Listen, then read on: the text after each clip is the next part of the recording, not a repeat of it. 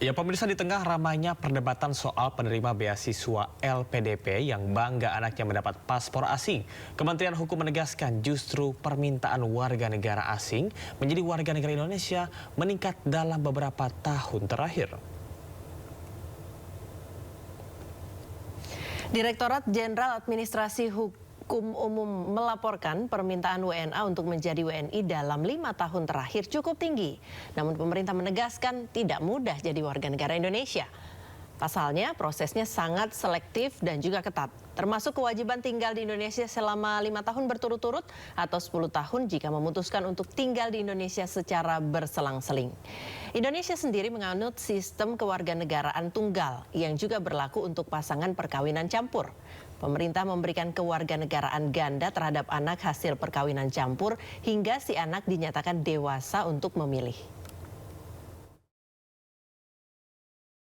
Jadi banyak minat dari ratusan bahkan ribuan kalau kita total 5 tahun terakhir ingin menjadi warga negara Indonesia, dan tidak semuanya sekarang diproses karena memang ada keterbatasan persyaratan yang demikian ketatnya. Ini menunjukkan bahwa menjadi warga negara Indonesia bagi warga negara asing merupakan sebuah kebanggaan, merupakan sebuah cita-cita yang mereka inginkan. Bahkan diantaranya juga ketika kita tanyakan dan kita wawancarai, kenapa ingin menjadi warga negara Indonesia?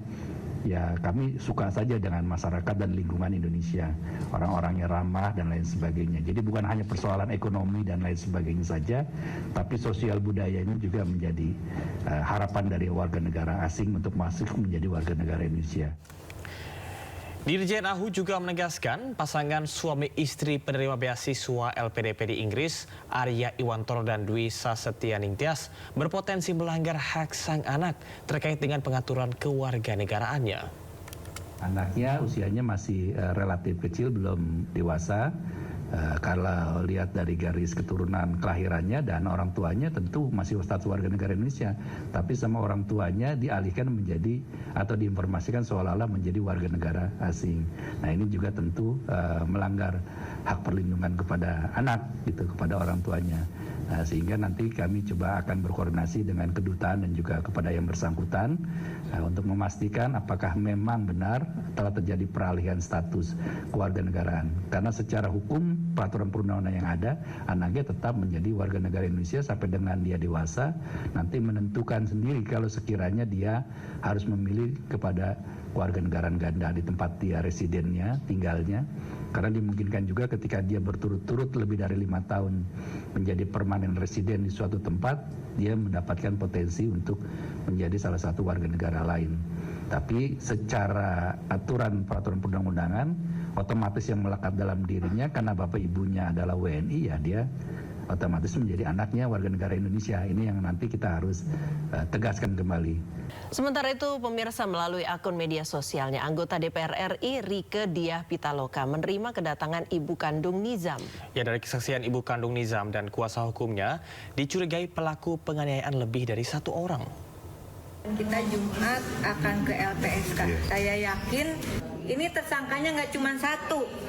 Ya, dan satu hal yang namanya kasus kekerasan dalam rumah tangga, meskipun itu terjadi dalam kurun waktu yang udah lewat, Bang, tapi menurut saya kita harus upayakan itu tetap bisa ada keadilan untuk korban. Bener nggak? Menurut Abang gimana? Ya, karena ini kan bicara menyangkut masalah nyawa. Kalau ketika nyawa dia mempunyai hak ya kan untuk mencari keadilan. Ini kan bukan terkait menyangkut masalah proses hukum doang, tapi ini bagaimana tragedi manusia seorang ibu yang kehilangan anaknya. Artinya bahwa 4 tahun tidak ketemu dengan anaknya, begitu ketemu anaknya sudah jadi jenazah.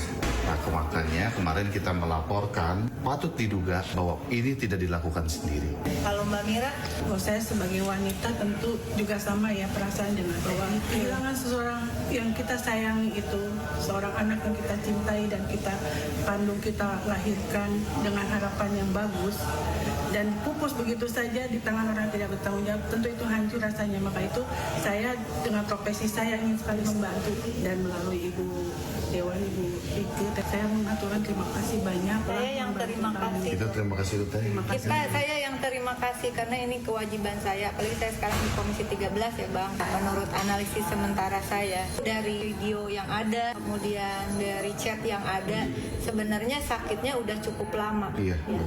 Ketika terjadi pengabaian, pembiaran terhadap kekerasan, orang yang di sekitarnya juga sebetulnya adalah pelaku kekerasan itu. Nah, ini adalah kita ke informasi yang tadi kita bicarakan di awal. singgung di awal ya. Jadi memang seorang ibu ini sudah menjadi tersangka yang mana merupakan ibu tiri dari Nizam Syafei. Beliau merupakan ASN P3K di Kementerian Agama Kabupaten Sukabumi, Jawa Barat yang terancam dipecat. Ya, TR ditetapkan sebagai tersangka karena diduga sudah menganiaya anak tirinya itu hingga meninggal dunia.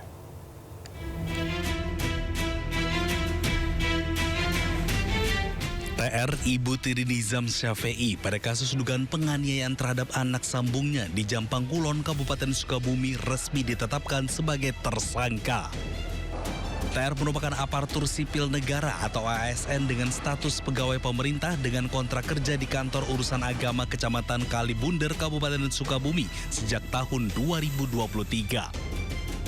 Pihaknya menyampaikan jika TR terbukti bersalah akan ada langkah yang diambil terkait status kepegawaiannya. Kalau di atas 2 tahun ya hukuman berat, kalau terbukti bisa jadi pemberhentian.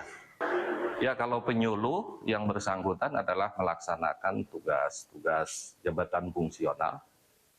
Beliau melaksanakan penyuluhan agama Islam di tengah-tengah masyarakat. TR dijerat Undang-Undang Perlindungan Anak dengan ancaman hukuman 15 tahun penjara. Polisi telah melakukan penahanan terhadap pelaku di rumah tahanan Polres Sukabumi. Dari Sukabumi, Jawa Barat, Budi Setiawan, iNews melaporkan. Kita ke informasi selanjutnya, pemirsa. Polisi akhirnya menangkap 2 orang tersangka yang menganiaya tetangganya yang mengeluh bisingnya drum yang dimainkan oleh tersangka. Kasus teguran tetangga bermain drum yang berujung penganiayaan dan pengoroyokan di Cengkareng, Jakarta akhirnya berujung pada penahanan.